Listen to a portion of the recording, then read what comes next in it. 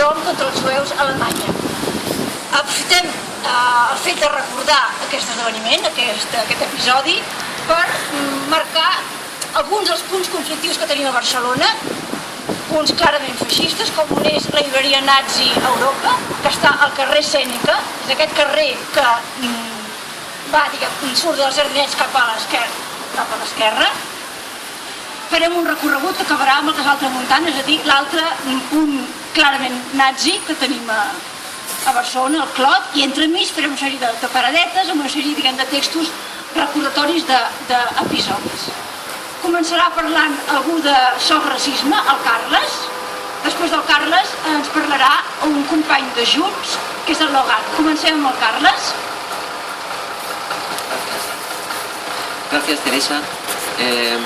Buenas tardes o buena tarde, amigos y amigas. Creo que el día justifica esta concentración que estamos celebrando y el aniversario del... Bien. El aniversario de la noche del día o de la noche de los cristales rotos de la Alemania nazi, el 9 de noviembre de 1938, justifican los actos que se van a celebrar a lo largo de la tarde. Yo voy a permitirme leerlo porque es mejor para precisar todas las ideas y los conceptos de lo que quiero exponer como forma de iniciar la celebración de este acto. No se oye. Bien, pues si este compañero tiene la amabilidad de hacerlo, mejor. El diario de Ana Frank es una excelente expresión de la memoria de aquella fecha, 9 de noviembre del 38, ya que su clandestinidad, persecución, sufrimiento y muerte constituyen un símbolo del peligro, la crueldad y la destrucción de los derechos humanos que representó el nazismo, en particular la ola de violencia desatada en aquella fecha y ahora cualquier forma de fascismo. Ana Frank, por razón de ser judía, permaneció oculta con 7 personas más en Ámsterdam desde junio de 1942, cuando solo contaba 13 años, hasta el 4 de agosto de 1944, cuando todos fueron detenidos por la Gestapo. Desde allí, Ana fue trasladada a los campos de exterminio de Auschwitz y Bergen-Belsen. En este último murió entre febrero y marzo de 1945 a causa de una epidemia de tifus. Tenía solo 15 años.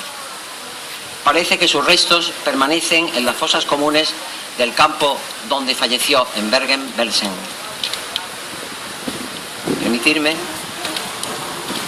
Su diario, escrito desde el 12 de junio de 1942 al 1 de agosto de 1944, días antes de su detención y deportación a los campos de exterminio, pasará a la historia como ejemplo de entereza, lucidez y testimonio de las atrocidades sufridas por ella y tantos millones de judíos a manos del nacionalsocialismo.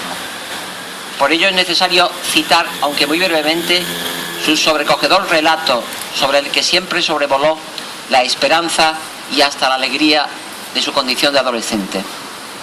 Decía así, entre otras muchas cosas: después de mayo de 1940, los buenos tiempos quedaron definitivamente atrás. Primero la guerra, luego la capitulación, la invasión alemana, y así comenzaron las desgracias para nosotros los judíos. Los judíos deben llevar una estrella de David, deben entregar sus bicicletas, no les está permitido viajar en tranvía, no les está permitido viajar en coche, tampoco en coches particulares. Los judíos solo pueden hacer la compra desde las 3 hasta las 5 de la tarde, solo pueden ir a una peluquería judía, no pueden salir a la calle desde las 8 de la noche hasta las 6 de la madrugada, no les está permitida la entrada en los teatros, cines y otros lugares de esparcimiento público, y así sucesivamente. Y más adelante precisa referirse a un campo de concentración que no se concreta lo siguiente: debe de ser un sitio horroroso, escribe una niña de 13 años. A la gente no le dan casi de comer y menos de beber. Solo hay agua 1 hora al día y no hay más que un retrete y un lavabo para varios miles de personas. Hombres y mujeres duermen todos juntos y a estas últimas y a los niños a menudo les rapan la cabeza. Pero todo ese horror no le impide decir, ya en víspera de su detención, en junio del 44: no es ninguna fantasía cuando digo que ver el cielo, las nubes, la luna y las estrellas me da paciencia y me tranquiliza. y expresa su esperanza, naturalmente incumplida, de que en octubre ya podré ocupar nuevamente mi lugar en las aulas. Haría muchos meses que en ese octubre ya estaría muerta. Qué tremenda, por parcial que sea, esta narración de dolor y de esperanza desde su condición clandestina. Palabras necesarias para mantener viva la memoria de que la sublevación militar ocurrida en España en 1936, la dictadura fascista implantada por el general Franco, que solo merece el calificativo de criminal de guerra, entre otros, con el apoyo de las clases económicas dominantes, de Falange Española y de la Homs, y de la jerarquía católica, no está definitivamente superada. Es incomprensible e inaceptable que tras la restauración de la democracia en 1978 se mantuvieran en la legalidad organizaciones y partidos claramente fascistas que debían haber quedado prohibidos y declarados fuera de la ley, sobre todo cuando la ONU en 1946 identificó el régimen franquista con los regímenes totalitarios de Hitler y de Mussolini. Pero las debilidades de nuestra transición democrática trajeron estas consecuencias que son incompatibles con los principios democráticos que deben presidir un partido político constitucional. ¿Qué razón tenía aquel sobreviviente de Auschwitz, testigo en un juicio penal celebrado en Frankfurt en 1964 contra responsables del exterminio, cuando afirmó en ese juicio ante un tribunal: yo salí del campo, pero el campo sigue entre nosotros? Eso es lo que está ocurriendo hoy. En este estado de cosas han proliferado organizaciones de extrema derecha y de inspiración fascista.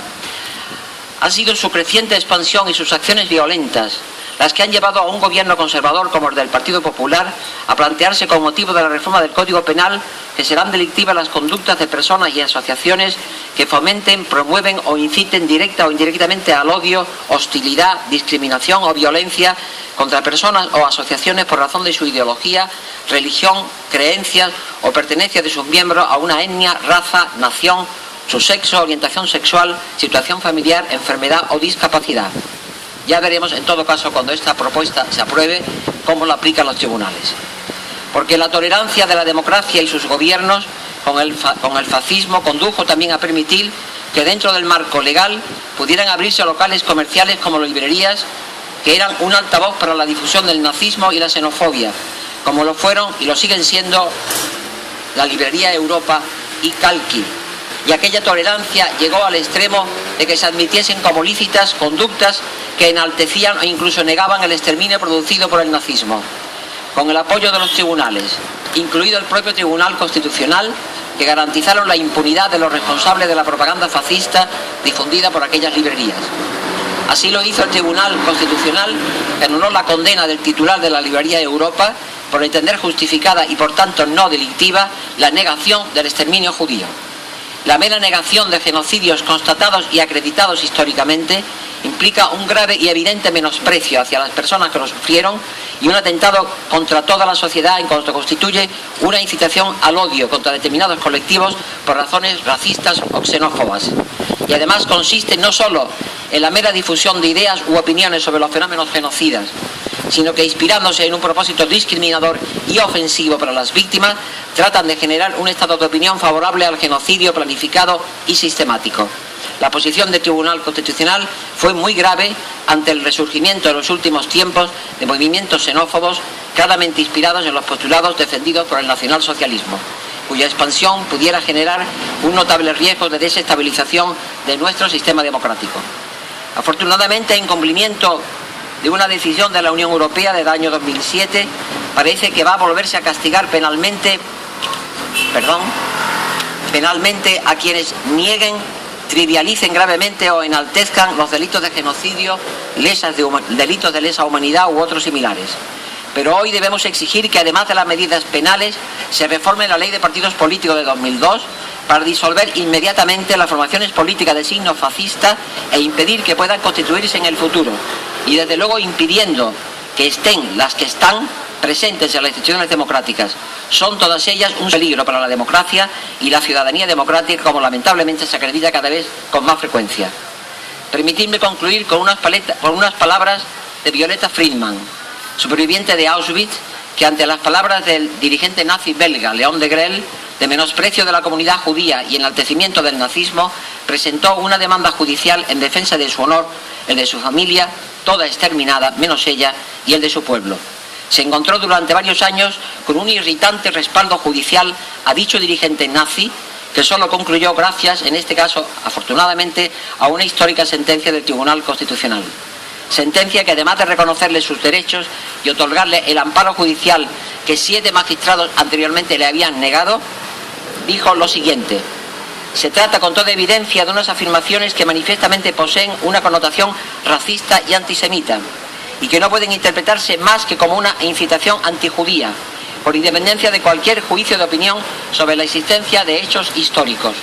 Esta incitación racista constituye un atentado al honor de Violeta Friedman, de la actora, y de todas aquellas personas que, como ella y su familia, estuvieron internadas en los campos nazis de concentración, puesto que el juicio que se hace sobre los hechos históricos desgraciados y aborrecibles, por ella sufridos y padecidos, como con desgarro se exponen en la demanda, no comporta exclusivamente correcciones personales de la historia sobre la persecución de los judíos, dando una dimensión histórica o moral, sino ante el contrario, y esencialmente conllevan imputaciones efectuadas en descrédito y menosprecio de las propias víctimas, es decir, de las integrantes del pueblo judío.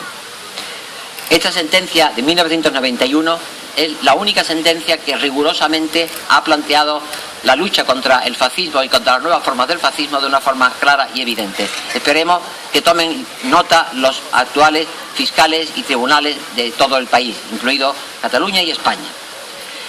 A partir de esta victoria definitiva que obtuvo ante el Tribunal Constitucional Violeta Friedman, cuando se le reconocen los derechos que se habían sido perturbados por las manifestaciones de aquel dirigente nazi responsable de deportaciones de muchos judíos belgas a los campos de exterminio de Alemania y de Polonia, Violeta Friedman en sus memorias concluye así, y con esto voy a terminar. Y anticipo, antes de terminar mis palabras, que por favor no aplauda nadie, porque no es un día para aplausos, es un día para memoria y para silencios. Y por tanto os pediré que cuando termine las palabras de Violeta Friedman, hagamos un minuto de silencio en memoria de las víctimas del 9 de noviembre de 1938 en la Alemania nazi. Decía Violeta Friedman, terminando sus memorias: durante 39 años yo había guardado silencio, había tratado de olvidar lo inolvidable, de convencerme a mí misma de que jamás había olvidado todo aquel horror sin límites, pero era en vano. Los recuerdos seguían ahí: el mercado de Margita, el tren, los brazos que me separaron de mi madre, y el espanto, el hambre, el dolor, la muerte. Yo había vivido todo eso, y como yo, otros muchos millones de personas. Mayor parte jamás pudieron contarlo. Fueron asesinados antes de poder decir nada, antes de poder recordar.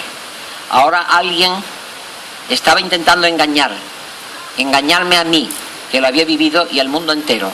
Entonces comprendí que tenía una obligación, la de recordarlo y contarlo.